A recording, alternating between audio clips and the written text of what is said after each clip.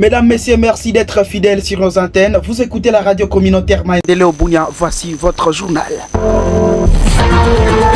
Au sommaire de cette session d'information, l'association culturelle Inté regroupa les peuples Hema condamne avec véhémence les carnages des civils par les miliciens Codeco au village Djaïba, situé dans la chefferie de Bahema Bandjere, territoire de Djou. Maendeleo FM. Pendant cet temps, Pascal Kakora, qui est des notables dans la région, estime que c'est inadmissible que la milice Codeco continue à tuer les paisibles populations aux vies et aussi des... Maendeleo FM. L'actualité, c'est aussi le colonel Siro Simba Bungaja appelle toutes les couches vivantes dans sa juridiction administrative de pérenniser les acquis de paix et de stabilité. C'est confié à la presse. Celui-ci rassure les opérations militaires dans cette partie. Maendeleo FM. Voilà tout pour les sommaires. Les détails vous arrivent dans ce clip.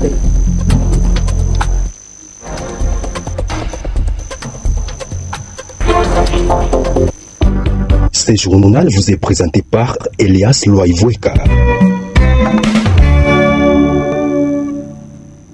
L'association culturelle Inté regroupa les peuples Hema condamne avec véhémence le carnage des civils par les miliciens Codeco au village Djaïba situé dans la chefferie de Bahema Bandjere et à territoire d'Ndjougou.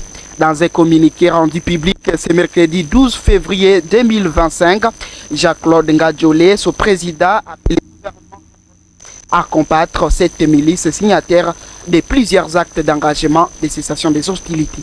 Nous, communauté Hema, réunis au sein de l'association culturelle Inté, revenons une fois de plus dénoncer le massacre continu de Hema dans le groupement Djaïba en chefferie de Bahema Bandjere en territoire de Djogo. Au moment où nous passons ces communiqués de presse, le massacre de Hema est en cours par le Codeco Lendu, le même groupement Djaïba situé à 5 km du centre commercial de Fataki. Ce que la communauté entend des autorités publiques est de condamner, puis combattre les crimes que fait Codeco, quelle que soit l'origine, face à ces projets d'extermination du peuple Hema. Nous appelons ces derniers au calme et de faire encore une fois de plus confiance aux autorités établies. Nous appelons tout le peuple Hema à la prudence, à la vigilance et d'éviter les déplacements à ce jour dans les zones à haut risque. Le directoire Inté rassure qu'il suit de près la situation. Il est en discussion avec toutes les personnes et toutes les parties prenantes et le résultat de cet échange sera rendu public dans les heures qui suivent. Et pour sa part, Kakoraki, l'aide notable dans la région estime que c'est inadmissible que la milice Codeco continue à tuer les paisibles populations en vie et aussi des autorités congolaises. Il appelle l'armée congolaise à tout faire pour mettre à déroute cette milice. Explique pas. Nous disposons des services de renseignement, des services de sécurité et de défense qui, à principe, doivent anticiper les événements. Ce qui vient de se passer en Djougou, les alertes étaient lancées 2, 3, 4 jours avant. Aucune autorité provinciale, aucune autorité territoriale, aucune autorité locale en Ituri et en Djougou ne peut évoquer son ignorance ou la sous-information par rapport à la préparation et au plan de massacre commis en territoire de Djougou. Quand on rappelle aux autorités qu'elles doivent tout faire pour protéger la population, ceux-là qui leur demandent sont soit traités de membres de M23, soit des complices de M23, soit encore ceux-là qui soutiennent la balkanisation ou encore les ennemis de l'état de siège. Et aujourd'hui, avec les nouveaux vocables, ce sont des ouganonophones. Devant cette situation, moi je pense qu'il est important que pour la première fois, les enquêtes indépendantes soient diligentées en province de l'Ituri pour que les responsabilités soient établies. Comme je le disais, c'est inadmissible que l'on tue les populations et que les officiels se cachent derrière les concepts représailles et provocation. Les responsabilités doivent être établies, que la justice militaire puisse mettre la main sur les auteurs de tous ces crimes, qui qu'ils soient. Mais aussi, qu'on établisse aussi les responsabilités de tous les officiers, de tout le commandant de FARDC et de tous les agents des services de sécurité et de défense qui sont dans la zone où les crimes se commettent, et précisément à Djaïba et partout là. Et même la MONUSCO, qui est appelée à protéger les populations civiles qui ne participent pas aux hostilités. Comment expliquer les sites, les crimes se commettent à répétition et qu'il n'y ait pas de mesures qui sont prises à la dans le sens de préserver les vies des populations civiles dans cette région. Mesdames, Messieurs, c'était là Pascal Kakoraki sur les antennes de la radio communautaire Maendeleo Buna et par ailleurs, Boniface Longiringa, président de la notabilité Ndo Okebo, condamne les silences des autorités de l'état de siège. On l'écoute. C'est trop pour ce qui est de l'insécurité qui se vit dans notre province. Je l'ai dit avec beaucoup de soucis. Je manque le mot pour peser ces soucis-là parce que ça dépasse le niveau d'émotion. Je présente d'abord mes sincères condoléances à la famille qui vient de perdre les siens. Ici, nous regardons directement nos frères et sœurs qui ont succombé à Djaïba durant tous ces temps, à partir de 9 jusqu'à aujourd'hui. Nous associons également les gens qui viennent voir des attaques sur les RNV7. Dans une semaine, quelques dizaines de jours ici, nous venons de récolter plus de 80 morts, à disons même 100. Cela fait beaucoup de soucis. Ainsi donc, pour tous les Itouriens, ayons le cœur grand pour supporter ces moments qui se présentent devant nous. Nous ne l'avions pas voulu, nous devrions l'accueillir pour les traverser. Nous avons plusieurs recommandations aux autorités de la province parce que nous sommes à l'état de siège et qui devraient normalement nous sécuriser. Ils avaient dit tantôt qu'ils seront trop durs, mais ici nous sommes en train de voir qu'ils sont peut-être là pour intervenir au moment opportun. Parce que toute la population itourienne comptait sur cet état de siège, comptait sur nos militaires FARDC, comptait sur leur sécurité qu'ils devraient apporter. Mais nous disons que on se sent actuellement abandonné par le gouvernement national qui a promis la sécurité à l'Est, qui a même dénoncé par le président de la République que Goma ne tombera jamais. Et voilà, nous avions eu peur de le dire ainsi, mais nous sommes obligés de le dire parce que Goma est tombé. Nous attendons maintenant les rumeurs sur Bukavu et cela nous fait encore beaucoup plus peur. Nous leur disons qu'ils doivent prendre leurs responsabilités à main. L'évêque du diocèse de Bunia, Monseigneur Dieudonné Uringui, appelle les Congolais à la vigilance extrême pour que les plans de la balkanisation ne soient jamais accomplis, car d'après lui, balkaniser la RDC, c'est la population qui sera souffrante. C'est prélat catholique a lancé cet appel à Irumu Centre le 10 février 2025. Reportage Mouino Chisuki. S'adressant aux fidèles lors d'une messe à Irumu Centre, chef-lieu du territoire d'Irumu, Monseigneur Dieudonné Uringui a noté qu'il est temps pour le peuple congolais de devenir vigilant face au plan de balkanisation. Certains seront peut-être des Rwandais, des Ougandais, voire les Burundais. Je ne sais pas. Là, vous serez esclaves. Si on divise notre pays à 3 ou 4 parties, vous serez de vrais esclaves par le travail dur. Mais ceux qui gouvernent et jouissent de tous les intérêts sont ceux-là qui pourront diviser ces pays. Il est temps d'être vigilants. Congolais, soyons vigilants. Ayons un regard de loin. Où réside notre intérêt? Et nous être que des instruments et être des esclaves. Être esclaves, que ce soit nous, poser des mauvais actes, que ce soit nous, Congolais, ils ont non et non à ça.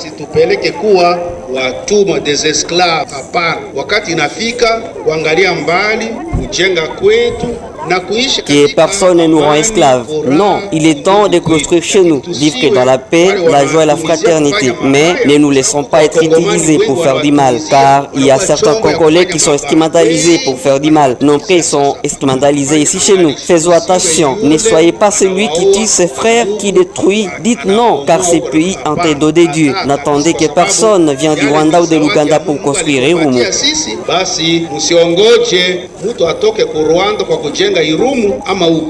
Notons que ces messages interviennent alors que le pays fait face à l'agression rwandaise au nord et Sud Kivu dans la partie est de la RDC. À territoire d'Irumu à présent, le colonel Siro Simba Bungaja appelle toutes les couches vivant dans sa juridiction administrative de pérenniser les acquis de paix et de la stabilité. C'est confié à la presse territoriale d'Irumu, c'est mercredi 12 février de l'année à court. L'administrateur militaire du territoire d'Irumu rassure sur la poursuite des opérations conjointes des deux secteurs opérationnels Sokola et Grand Nord et Ituri contre les ADF et leurs supplétifs dans la partie sud-ouest dans le groupement Bandavilemba Cheferi de Valais-Savon-Koutou qui sont à perte de vitesse après les bombardements de plusieurs de leurs supplétifs bastions On l'écoute. Aux entités déjà visitées, surtout dans la zone sud-est, Boga, Tchabi, Mitego, de continuer avec la même vision. Parce que nous disons que avant notre arrivée et après, vous avez évalué vous-même, il y a des avancées. Ces avancées devaient être pérennisées et renforcées même. Pour la partie sud du territoire du Roume,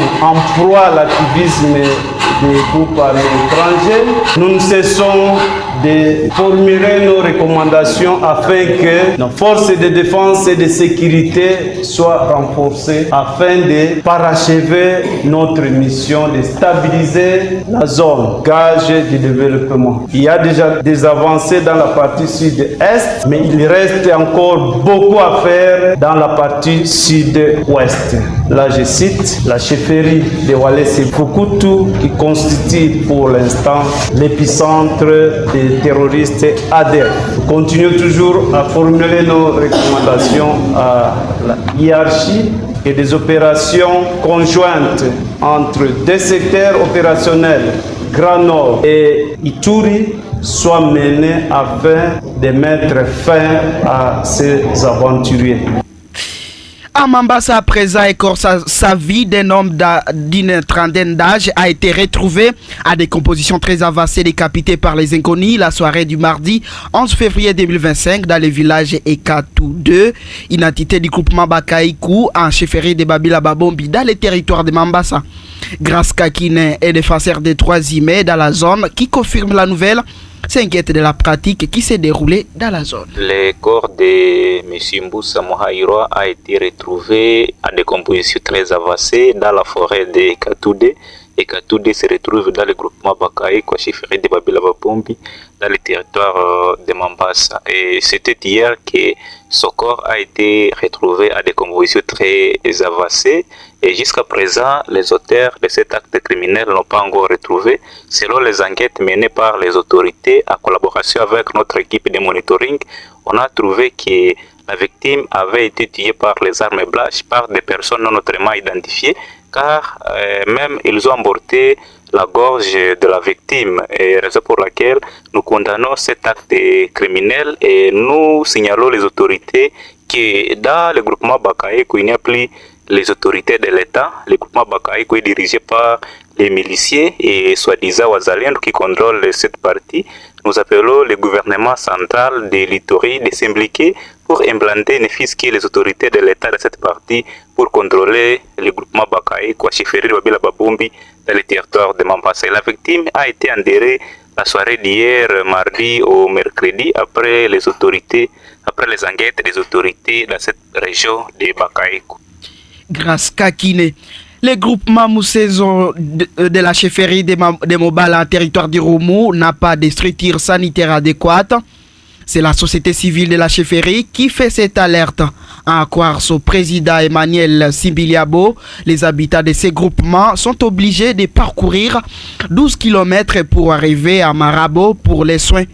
Au micro de la RCM, il a noté que depuis les violences armées ayant secoué la chefferie de Mobala, les structures sanitaires n'ont jamais été construites. Voici Emmanuel Simbiliabo. Il n'y a pas de structure sanitaire. La fois dernière, on a même connu une difficulté d'une maman qui était grosse. La nuit là, comme la structure sanitaire est à une distance de 12 km, voilà, la situation était devenue catastrophique. Donc de Moussezo jusqu'à Marabo. Donc c'est de Marabo qu'on a une structure. Maintenant, de Marabo jusqu'à là où la population vient à peine de regagner, c'est là où il n'y a pas maintenant la structure. Il y avait des structures qui étaient détruites. Il y avait des centres de santé. Il y a centre de santé Ngoulanzabo et centre de santé Zazaï. Tout ça a été incendié lors de la guerre. Ça fait plus de 20 ans depuis que ces structures étaient incendiées. Mesdames et messieurs, c'est la fin de cette session d'information. Merci à vous de l'avoir suivi. Si vous l'avez aimé, dites merci à toute l'équipe rédactionnelle pour sa bravoure. Elias Loaïvo et Kassé, mon nom. Joël a assuré la prise de son et la mise en onde.